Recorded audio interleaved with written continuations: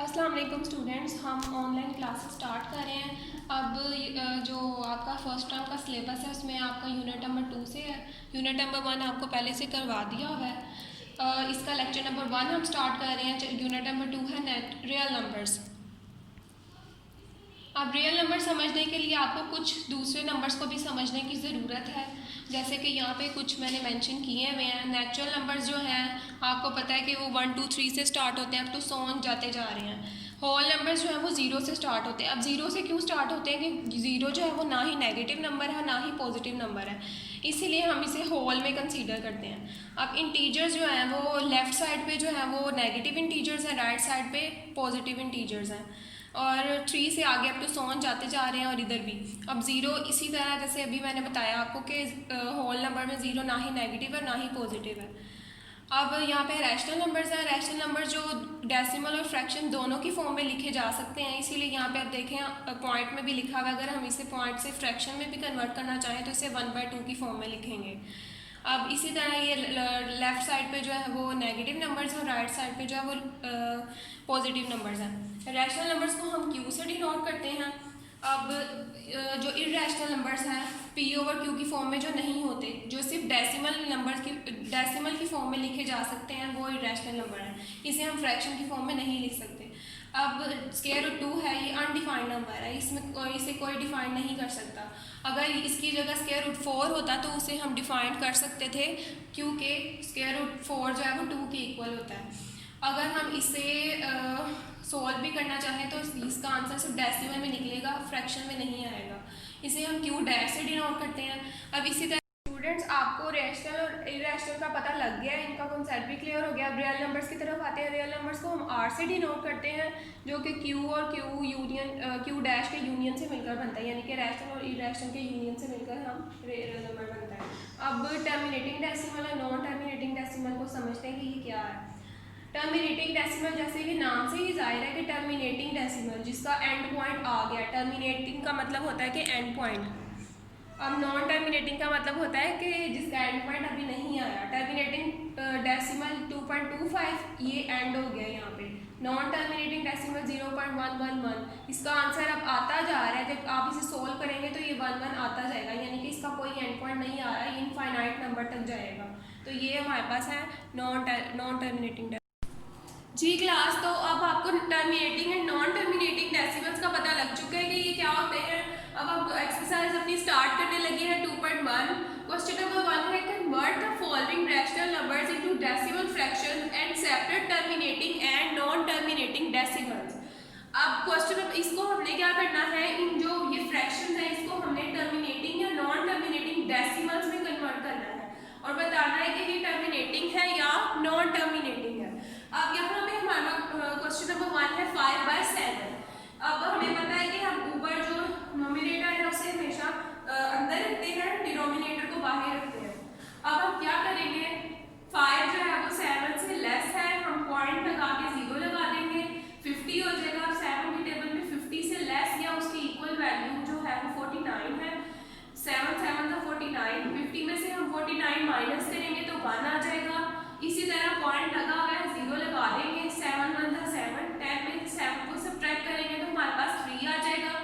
अब देखें again point लगा हुआ है, हम 0 लगा सकते हैं तो ये 30 हो जाएगा। 7 के टेबल में 30 से लेस वैल्यू जो है ये करीब वैल्यू है 28। 7 4 था 28। अब देखें आगे ये सोल्व होता जा रहा है, इसका कोई एंड पॉइंट नहीं आ रहा। एंड पॉइंट का क्या मतलब है कि जब 0 आ जाएगा तो 0 का मतलब है ये इसका एंड पॉइंट है, यानी कि ये एंड पॉइंट आ चुका है इसका, लेकिन यहाँ पे नहीं आ रहा। तो इसका मतलब है ये जो टर्म है ये आगे इनफाइनाइट टर्म तक जा रही है। तो ये कौन सी टर्म हमारे पास होगी, नॉन टर्मिनेटिंग डेसिमल, जिसका हमारे पास एंड पॉइंट नहीं आ रहा। इसी तरह हमने क्वेश्चन नंबर 2 भी खुद करना है। क्वेश्चन नंबर 3 यहाँ पे दिया हुआ है, वो क्या है 3/5 सॉरी 6/7। अब क्वेश्चन नंबर 3 हमारे पास है 6/7। 7 को बाहर रखेंगे, 6 को अंदर रखेंगे। इसी तरह हम इसे डिवाइड करेंगे, पॉइंट लगा के 0 लगा देंगे, 60 हो जाएगा। ये 7 8 56। इसी तरह हम इसे डिवाइड करेंगे, 60 में से 56 सब्ट्रैक्ट करेंगे, 4 आ जाएगा। 4 अगेन 7 से लेस देन वैल्यू है, हम इसी तरह 0 लगा लगा हुआ है। इसी तरह 7 का टेबल हम 40 तक पढ़ेंगे, 40 नहीं आ रहा तो इससे लेस देन या करीब तरीन वैल्यू जो है वो 35 है। 7 5 सा 35, अगेन यहाँ पे हमारे पास सब्ट्रैक्शन 5 आ जाएगा, 0 लगाएंगे, 7 7 सा 49, 1 आ जाएगा। यहाँ पे देखें ये एंड पॉइंट हमारे पास नहीं आ रहा, 0 नहीं आ रहा, तो इसका क्या मतलब है, ये हमारे पास अगेन कौन सी नॉन टर्मिनेटिंग डेसिमल टर्म बन जाएगी हमारे पास, क्योंकि ये इनफाइनाइट टर्म्स तक जा रही है और इसका कोई एंड पॉइंट नहीं आ रहा। तो क्वेश्चन नंबर 6 अब हम करेंगे 8/5, 5 को बाय रखेंगे, 8 को अंदर रखेंगे, 5 1 सा 5, 8 में से 5 सब्ट्रैक्ट किए 3 जो है वो 5 से लेस देन वैल्यू है, तो हम पॉइंट लगा के 0 लगा देंगे। 5 6 सा 30, तो इसका एंड पॉइंट आ चुका है, 0 जो है वो इसका एंड पॉइंट है, तो जिस भी वैल्यू का एंड पॉइंट आ जाए उसे हम क्या कहते हैं, टर्मिनेटिंग डेसिमल। तो ये कौन सी हमारे पास टर्म आ जाएगी, टर्मिनेटिंग डेसिमल की। जी क्लास, तो अब इसका पार्ट नंबर 2 समझने के लिए हमें एक एग्जांपल समझने की जरूरत है। इसमें repeating and non repeating decimals क्या होते हैं। Repeating and non repeating decimals को भी समझने के लिए हमें टर्मिनेटिंग एंड नॉन टर्मिनेटिंग की ही ज़रूरत पड़ती है, क्योंकि अब ये उससे ही थोड़ा सा रिलेटेबल है। अब देखें ज़रा, फॉर एग्जांपल अब यहाँ पे हमने एक उसी तरह की एग्जांपल ली है कि 4 और 9 को डिवाइड किया है, 4 2 सा 8, पॉइंट लगा के 0 लगा दिया, 10 हो जाएगा, ये 4 2 सा 8, 10 में से 8 सब्ट्रैक्ट किए 2 आ जाएगा, पॉइंट लगा हुआ है तो हम 0 लगा सकते हैं। इसी तरह 4 5 सा 20, अब देखें इसका एंड पॉइंट आ चुका है, 0 आ गया है, और ये टर्मिनेटिंग डेसिमल होगा क्योंकि ये फाइनाइट तक जा रहा है, ये इनफाइनाइट तक नहीं जा रहा क्योंकि इसका एंड पॉइंट आ चुका है।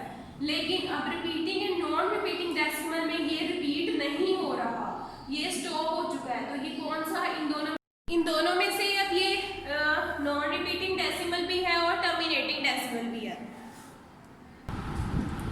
अब हमारे पास क्वेश्चन नंबर 2 क्या है, convert the following rational numbers into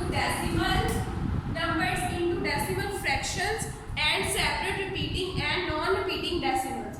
अब क्वेश्चन नंबर 1 है हमारे पास इसका 3/7, 3/7 को हम इसी तरह डिवाइड करेंगे, 3 को अंदर रख देंगे, 7 को बाहर रख देंगे। इसी तरह 3 जो है वो 7 से लेस देन है तो पॉइंट लगा के 0 लगा देंगे।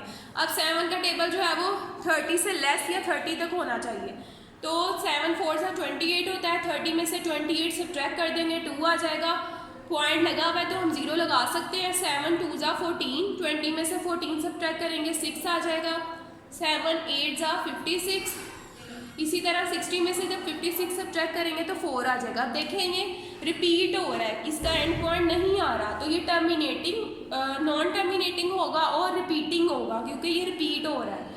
अब क्वेश्चन नंबर 2 3 आप खुद करेंगे। क्वेश्चन नंबर 4 है 11/12, इसे इसी तरह हम डिवाइड करेंगे, 11 को जो हम अंदर रखेंगे, 12 को बाहर, इसी तरह जो हम पॉइंट लगा के 0 लगा देंगे क्योंकि जो 11 है वो 12 से लेस देन है।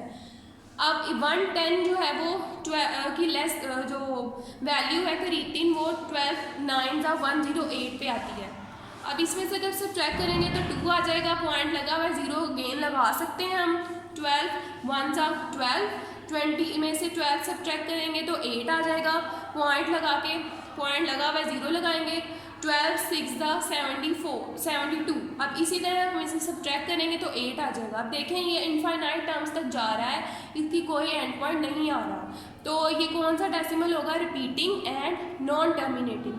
अब क्वेश्चन नंबर 7 देखें, 25/8, इसी तरह 25 को अंदर रखेंगे, 8 को बाहर, इसको हम डिवाइड करेंगे, 8 3 सा 24, 25 में से 24 सब्ट्रैक्ट किए 1, पॉइंट लगा के 0 लगा दिया, 8 1 सा 8, 10 में से 8 सब्ट्रैक्ट किए 2 आ जाएगा, पॉइंट लगा हुआ है हम 0 लगा सकते हैं।